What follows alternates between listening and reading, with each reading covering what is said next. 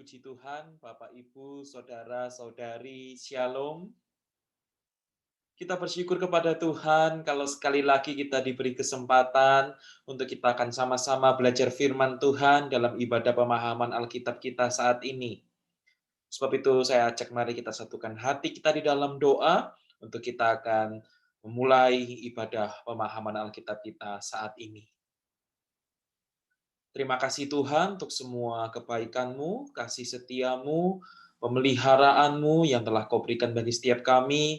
Bahkan kami bersyukur kalau saat ini sekali lagi Tuhan, kami diberi kesempatan untuk kami akan belajar firman-Mu melalui ibadah pemahaman Alkitab saat ini. Kami mohon Tuhan, tuntunlah kami untuk kami boleh mengerti, menangkap apa yang menjadi isi hati Tuhan bagi kami, dan kami boleh melakukannya dalam hidup kami sehari-hari. Terima kasih Tuhan. Dan hanya di dalam nama Tuhan Yesus Kristus kami berdoa dan mengucap syukur. Haleluya. Amin. Bapak, Ibu, Saudara-saudari, bagian Alkitab yang akan kita pelajari sama-sama saat ini, saya ambil dari Mazmur 94. Mari kita buka Alkitab kita sama-sama dalam Mazmur 94. Yang saya beri judul Sang Hakim, Pembela Kita. Sang Hakim, Pembela Kita.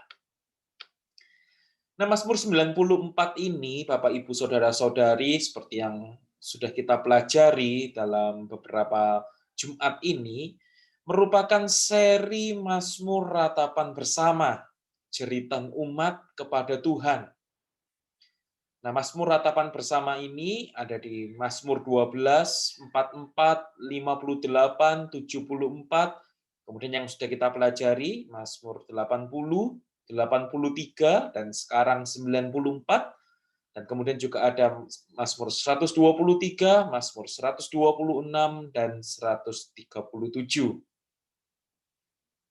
Nah, Mazmur 94 ini, Mazmur ini menekankan bahwa Tuhan adalah hakim yang adil. Dia adalah pembela dan pelindung umatnya yang tertindas. Nah, dua fungsi menarik dari Mazmur ini itu adalah yang pertama kenabian dan yang kedua gembala. Nah, fungsi kenabian ini menunjukkan bagaimana Tuhan memerintah, Dia menghukum orang yang berlaku tidak adil. Namun juga fungsi yang kedua adalah fungsi gembala, yaitu memberikan pengharapan pada yang terluka, ketakutan, dan perlu dukungan karena mereka mendapatkan penindasan dari orang-orang jahat. Nah, Mazmur ini memiliki ciri khas, nanti kita akan belajar, kita akan melihat teksnya, memiliki ciri khas peralihan yang terus terjadi secara terus-menerus. Peralihan apa? Peralihan pembicaraan kepada Tuhan dan pembicaraan tentang Tuhan. Jadi kita akan melihat bagaimana pemazmur ada pembicaraan kepada Tuhan, lalu pembicaraan tentang Tuhan. Kemudian pembicaraan kepada Tuhan lagi, kemudian pembicaraan tentang Tuhan lagi, dan terus berlanjut sepanjang Mazmur 94 ini. Nah, Mazmur ini memiliki ciri khas, dimulai dengan seruan permohonan dan gambaran penderitaan seluruh umat Tuhan, seluruh umat Tuhan. Namun kemudian pemazmur menyatakan kepercayaan pribadinya. Dan pemazmur menyatakan kepercayaan pribadinya ini sebagai dasar bagi kepercayaan umat kepada Tuhan. Nah, bagaimana dengan pembagian stansa Mazmur 94 ini? Di dalam ayat yang pertama sampai dengan ayat yang ketiga, kita akan melihat berisi seruan permohonan. Kemudian di ayat yang keempat sampai dengan ayat yang ketujuh, kita akan melihat bagaimana penderitaan mereka. Kemudian di dalam ayat yang ke-8 sampai dengan ayat yang ke-11, bagaimana kita akan melihat adanya peringatan dan pengajaran. Dan kemudian di ayat yang ke-12 sampai dengan ayat yang ke-23, kita akan melihat adanya seruan iman. Mari kita mulai dari ayat yang pertama sampai dengan ayat yang ketiga, yang berisi seruan permohonan. Dalam bahasa Indonesia masa kini berbunyi demikian, "Ya Allah, Engkaulah Allah yang membalas. Tunjukkanlah pembalasan-Mu, ya Tuhan. Bangkitlah, ya Hakim seluruh bumi. Hukumlah orang congkak setimpal perbuatan mereka. Ya Tuhan, sampai kapan orang jahat bergembira? Sampai kapan, ya Tuhan?"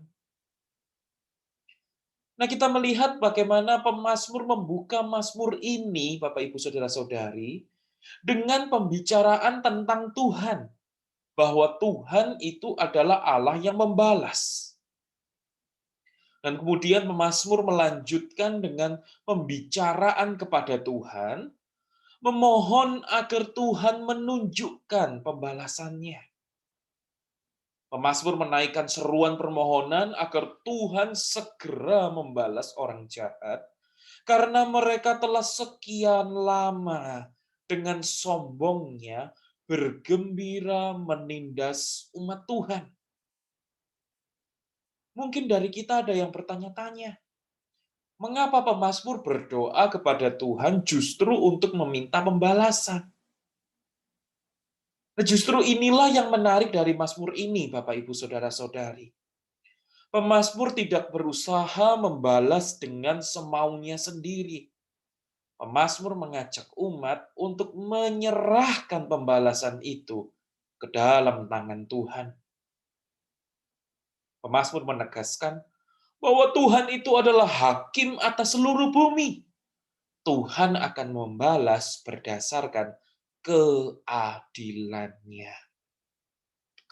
Sebab itulah pemazmur mengajak seluruh umat untuk menaikkan seruan permohonan agar Tuhan sendirilah sebagai hakim yang melakukan pembalasan berdasarkan keadilannya. Nah, di dalam ayat yang keempat sampai dengan ayat yang ketujuh, kita akan melihat bagaimana penderitaan yang dialami oleh umat Israel. Dalam bahasa Indonesia masa kini berbunyi demikian. Mereka melontarkan kata-kata yang kasar dan menyombongkan kejahatan mereka. Mereka menindas umat-Mu, ya Tuhan, dan meremukkan orang-orang pilihan-Mu. Mereka membunuh janda dan yatim piatu dan orang asing yang tinggal di negeri ini. Kata mereka, Tuhan tidak melihatnya. Allah Yakub tidak memperhatikan. Nah, mengapa pemazmur bersama umat sampai berdoa meminta pembalasan Tuhan terjadi atas orang-orang jahat ini? Apa saja yang telah dilakukan oleh orang-orang jahat ini? Sebenarnya seberapa jahatnya mereka?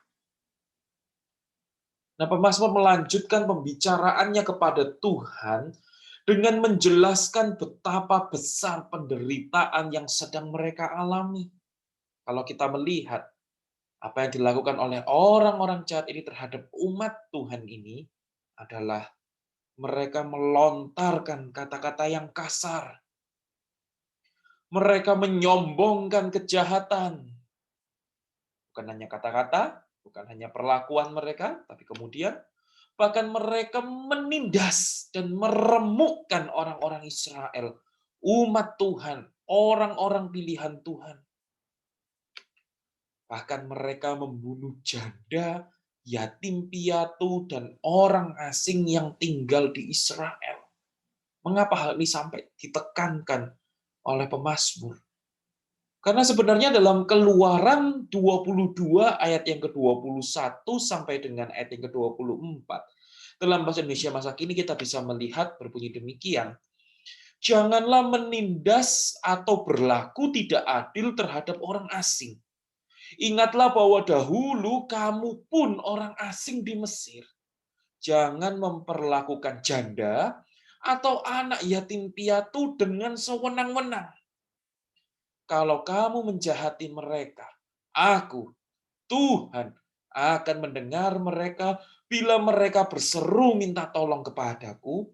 Aku akan marah dan membunuh kamu dalam perang sehingga istri-istrimu menjadi janda dan anak-anakmu menjadi yatim. Jadi Tuhan sudah melarangnya, tetapi kenyataannya orang-orang jahat ini menindas orang Israel, membunuh janda, yatim piatu, bahkan orang asing. Dan sekarang pemazmur bersama umat Israel berseru meminta pertolongan Tuhan. Dan bahkan yang paling puncak dari segala kejahatan orang-orang jahat ini dalam menindas umat Tuhan ini, mereka berkata, Tuhan, Allah Israel itu tidak melihatnya. Allah Yakub tidak memperhatikannya. Mereka mengolok-olok Tuhan, Allah Israel. Mereka berkata, Tuhan itu tidak memperhatikan. Tuhan itu tidak melihat. Tuhan itu tidak ada. Benarkah Tuhan tidak melihat? Benarkah Tuhan tidak menuntut? Benarkah Tuhan itu tidak ada? Benarkah ejekan orang-orang jahat yang menindas Israel ini? Kita akan lihat dalam ayat yang ke-8 sampai dengan ayat yang ke-11. Apa yang menjadi jawabannya? Yang berisi peringatan dan pengajaran. Dalam bahasa Indonesia masa kini berbunyi demikian. Hai bangsaku, janganlah sebodoh itu. Belajarlah memakai akalmu. Allah yang membuat telinga, apakah ia tidak mendengar? Dia yang membuat mata, apakah ia tidak melihat? Dia yang mengajar bangsa-bangsa, apakah ia tidak menghukum? Dia yang menjadi guru semua orang, apakah ia tidak mempunyai pengetahuan? Tuhan menyelami pikiran manusia. Ia tahu semuanya sia-sia belaka. Setelah pemazmur melakukan pembicaraan kepada Tuhan mengenai penderitaan umat Tuhan, sekarang pemazmur beralih pada pembicaraan tentang Tuhan. Pemazmur membicarakan tentang Tuhan kali ini, kita melihat sebagai peringatan kepada orang-orang jahat yang telah melakukan penindasan, sekaligus sebagai pengajaran bagi bangsa Israel.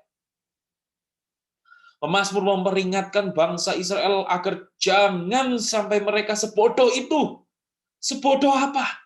Sebodoh orang-orang jahat yang mengira bahwa Tuhan tidak melihat dan tidak memperhatikan perbuatan mereka. Artinya, dugaan yang telah disampaikan, olok-olokan, ejekan yang telah disampaikan oleh orang-orang jahat itu kepada Tuhan, itu semua salah. Lalu, Tuhan itu sebenarnya seperti apa? Nah, pemazmur menjelaskan kepada umat Tuhan, kepada umat Israel, bahwa sebenarnya Tuhan itu mendengar.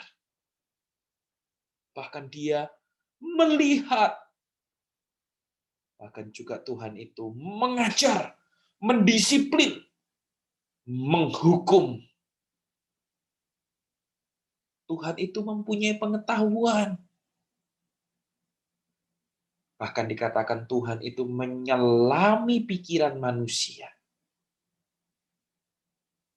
Intinya, Tuhan itu tahu semuanya. Omniscience, kemahatauan Tuhan. Pemazmur memperingatkan orang-orang jahat dan mengajar bangsa Israel bahwa sesungguhnya Tuhan itu Maha Tahu.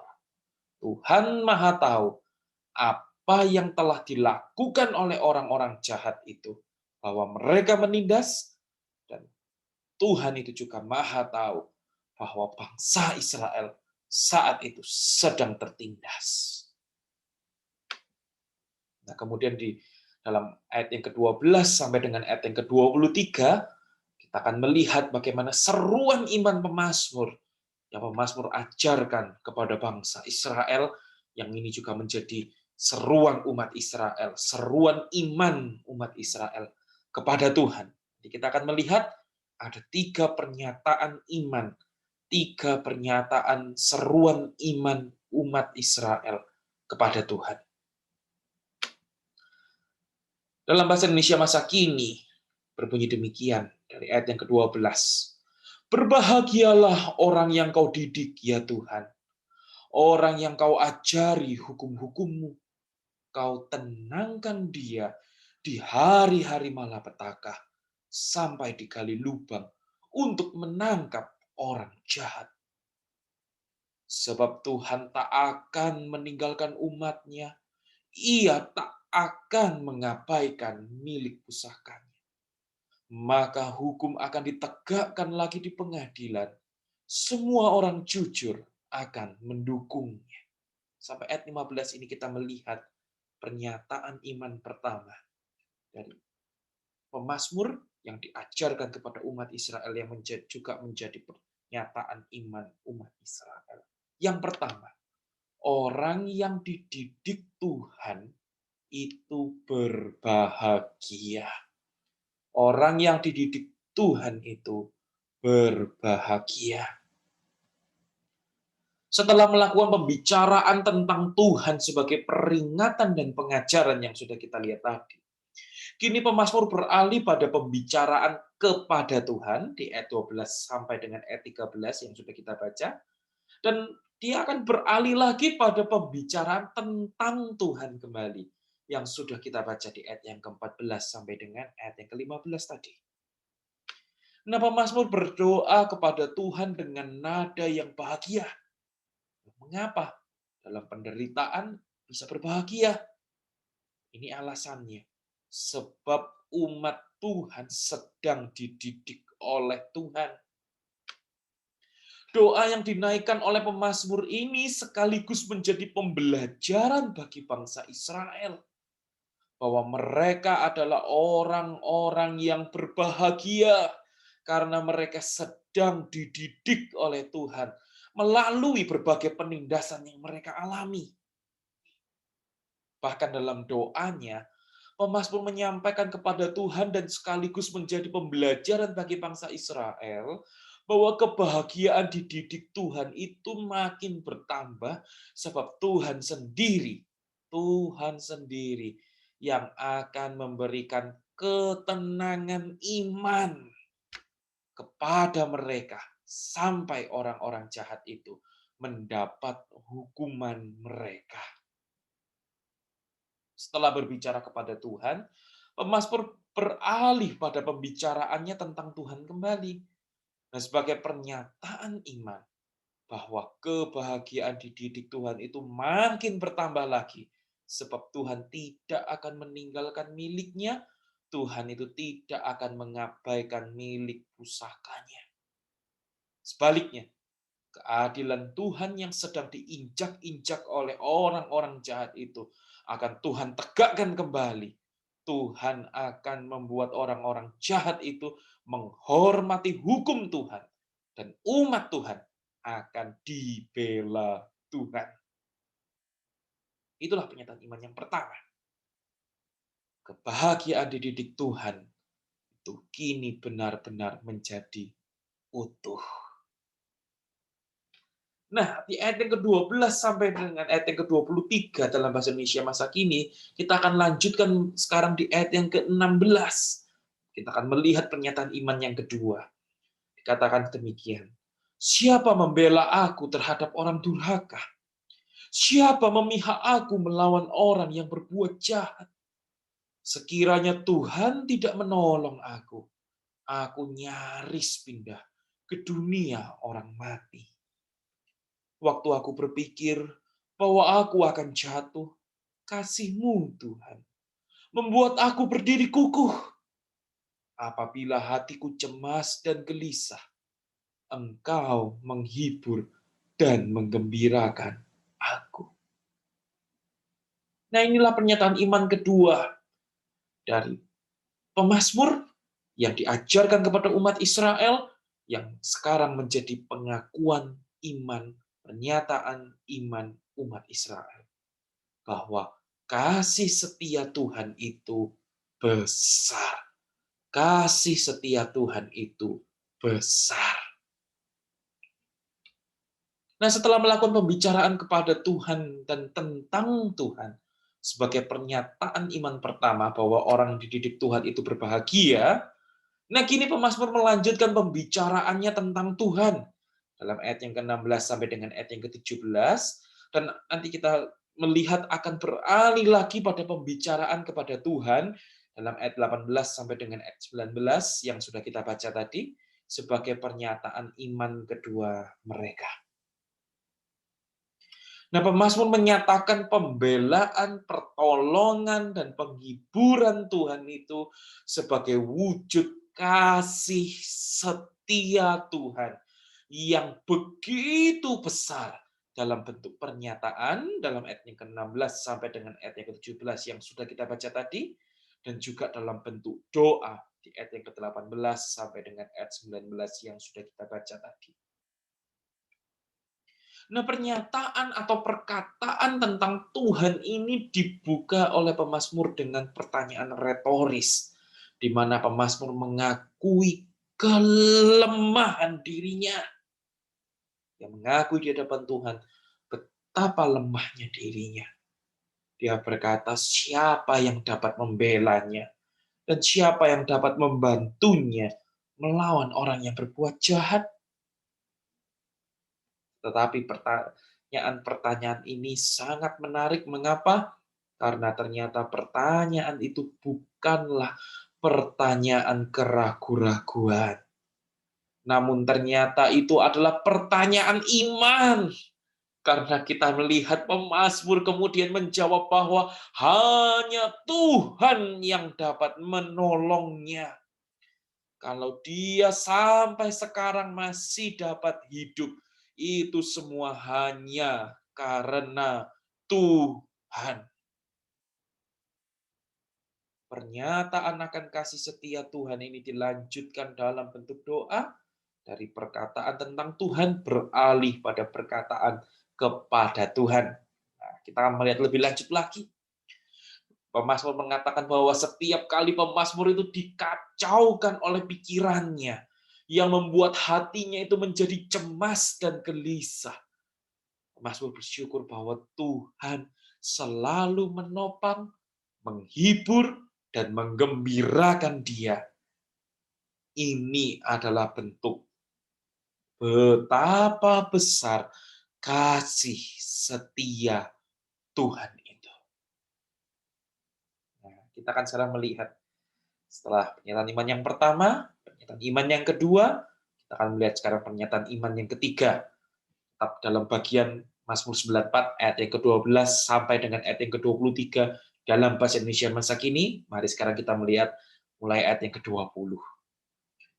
Engkau tidak bersekutu dengan hakim-hakim jahat yang merancangkan kejahatan berdasarkan hukum. Mereka bersengkokol melawan orang jujur dan menghukum mati orang yang tak bersalah. Tetapi Tuhan adalah pembelaku, Allahku menjadi pelindungku. Ia menghukum orang jahat setimpal kejahatannya dan membungkamkan mereka karena dosanya. Tuhan Allah kita akan membungkamkan mereka. Nah, inilah pernyataan iman ketiga. Tuhan itu pembela dan pelindung. God is my rock. Tuhan adalah gunung batu, benteng perlindungan. Ya. Setelah yang pertama, itu pernyataan iman yang pertama, Tuhan mendidik orang-orang umatnya, dan orang-orang yang dididik akan berbahagia. Dan pernyataan iman yang kedua, bahwa kasih setia Tuhan itu sangat amat besar. Inilah pernyataan iman yang ketiga. Tuhan itu pembela dan pelindung. Setelah melakukan pembicaraannya tentang Tuhan dan pembicaraannya kepada Tuhan sebagai pernyataan iman kedua, nah, kini pemazmur melanjutkan pembicaraannya kepada Tuhan di dalam ayat yang ke-20 sampai dengan 21 ini Dan kemudian akan beralih lagi pada pembicaraannya tentang Tuhan sebagai pernyataan iman ketiga. Nah, pemazmur berdoa kepada Tuhan yang sekaligus mengajarkan kepada bangsa Israel bahwa Tuhan itu tidak mungkin bersekutu dengan hakim-hakim jahat dan bersengkokol untuk melawan umatnya yang tak bersalah. Pemazmur kemudian melanjutkan doanya itu dengan pernyataan iman. Pemazmur beralih dari berbicara kepada Tuhan menjadi berbicara tentang Tuhan, bahwa Tuhan itu adalah pembela dan pelindung. Bapak, Ibu, Saudara-saudari, Tuhan adalah pembela dan pelindung. Itu adalah iman pemazmur pribadi. Tapi menarik, karena penindasan yang dialami oleh umat Tuhan dijawab oleh iman pemazmur secara pribadi, dan yang ternyata kemudian iman pribadi pemazmur itu menjadi iman umat Israel juga. Sebagai pembela dan pelindung umat Israel, Tuhan, Allah pemazmur dan Allah Israel, yang pemazmur rangkum dengan frasa Tuhan Allah kita, akan menghukum dan membungkam orang jahat yang telah menindas umat Israel setimpal kejahatan. Nah, inilah yang sudah kita pelajari, Bapak, Ibu, Saudara-saudari, dalam Mazmur 94 ini. Saya mengajak setiap kita, mari kita lihat kembali pembagian stansa Mazmur 94 ini. Untuk kita kembali mengingat apa yang telah kita pelajari. Nah, dari ayat yang pertama sampai dengan ayat yang ketiga berisi seruan permohonan umat Israel. Kemudian di ayat yang keempat sampai dengan ayat yang ketujuh kita melihat bagaimana penderitaan umat Israel karena orang-orang jahat yang menindas mereka. Kemudian di ayat yang ke-8 sampai dengan ayat yang ke-11 kita melihat bagaimana ada peringatan dan pengajaran. Pemazmur memperingatkan orang-orang yang berbuat jahat dan juga sekaligus mengajar umat Israel. Dan kemudian di ayat yang ke-12 sampai dengan ayat yang ke-23 kita sudah melihat bagaimana seruan iman, pernyataan iman pemazmur secara pribadi diajarkan kepada umat Tuhan, dan juga itu akhirnya menjadi seruan iman umat Tuhan kepada Tuhan dan tentang Tuhan. Nah, sebab itu apa makna dan fungsi Mazmur ratapan bersama bagi orang Israel? Kita sudah melihatnya. Seluruh umat Tuhan diajak untuk beriman bahwa Tuhan adalah hakim yang adil yang akan membela dan melindungi mereka dari orang-orang jahat yang menindas mereka. Nah, sekarang apa implikasinya bagi kita? Yang pertama, Bapak, Ibu, Saudara-saudari, dalam kehidupan sehari-hari, kita belajar Tuhan itu hakim yang adil. Dia tidak suka dengan orang yang jahat dan akan menghukum mereka setimpal kejahatannya.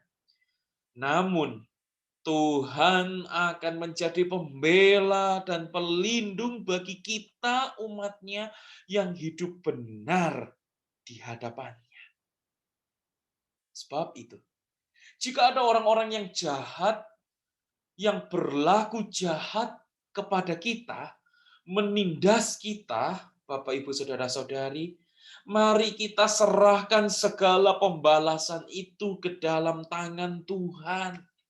Dia akan menghakimi dengan keadilannya. Kemudian kita melihat dalam Mazmur ini bahwa Tuhan itu Maha Tahu, Bapak, Ibu, Saudara-saudari. Pemazmur sudah menjelaskan bagaimana Tuhan itu sanggup melihat, mendengar, mengajar. Tuhan itu memiliki pengetahuan, menyelami setiap pikiran kita manusia. Semuanya terbuka di hadapan Tuhan. Sebab itu, mari kita hidup benar di hadapan Tuhan. Mari, Bapak, Ibu, Saudara-saudari, kita tinggalkan dosa-dosa yang tidak berkenan di hadapan Tuhan. Mari kita hidup selalu menyenangkan hati Tuhan. Dan kemudian kita juga belajar dari Mazmur ini bahwa Tuhan itu dapat mendidik kita, Bapak Ibu Saudara-saudari. Sebab itu melalui penderitaan kita melihat Tuhan itu dapat mengajar kita. Tuhan dapat memberi kita ketenangan iman di tengah-tengah masa sukar kita. Bahkan Tuhan tidak akan meninggalkan dan Tuhan tidak akan mengabaikan kita. Sebab itu, mari kita berserah dan bersabar ketika Tuhan mendidik kita. Terutama dalam masa-masa kesukaran yang kita alami. Bahkan ketika kita mengalami masa-masa sukar di masa pandemi ini, percayalah Bapak Ibu Saudara-saudari, mungkin kita banyak bergumul di tengah-tengah masa pandemi ini. Percayalah bahwa kita akan berbahagia ketika Tuhan mendidik kita. Mari berserah dan mari bersabar ketika Tuhan mendidik kita. Bahkan kita melihat dari Mazmur ini bahwa Tuhan itu memiliki kasih setia yang besar. Kita melihat bahwa Tuhan itu sanggup membela, sanggup menolong, sanggup menghibur kita dalam segala kecemasan dan kegelisahan kita. Sebab itu, mari kita menyerahkan segala kecemasan dan kegelisahan kita. Hal-hal yang membebani pikiran kita, kita serahkan semuanya itu ke dalam tangan Tuhan. Mari kita percayakan hidup kita ke dalam tangan Tuhan. Nah, sekarang dalam ibadah, apa yang akan kita pelajari? Apa implikasinya bagi kita dari Mazmur ini? Bapak, Ibu, Saudara-saudari, mari kita sekali lagi memahami doa Bapa kami, di mana dalam setiap ibadah kita, kita menyanyikan lagu doa Bapa kami yang diajarkan oleh Tuhan Yesus ini.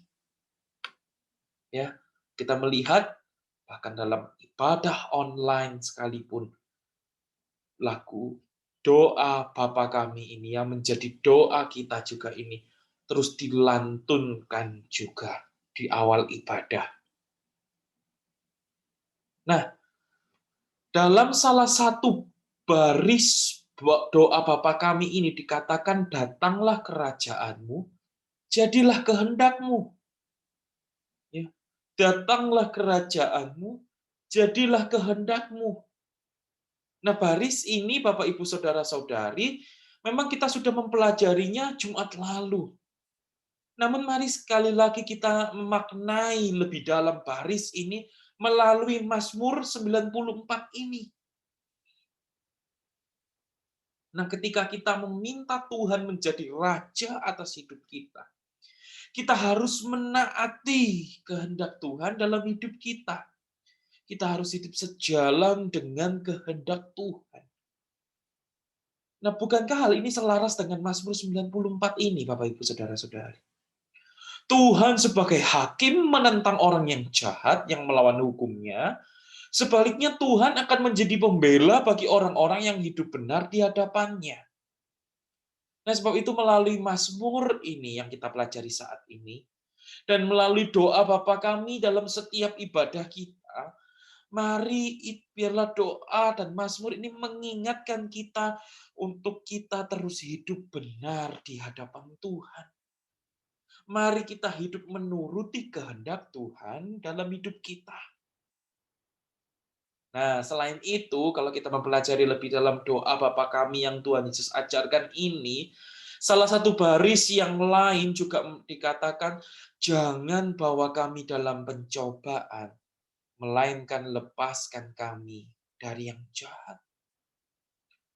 Jangan bawa kami dalam pencobaan, melainkan lepaskan kami dari yang jahat. Nah, dalam Matius 6 ayat 13 dalam bahasa Indonesia masa kininya, kalimat terjemahan baru ini berbunyi demikian. Janganlah membiarkan kami kehilangan percaya pada waktu kami dicobai, tetapi lepaskanlah kami dari kuasa si jahat.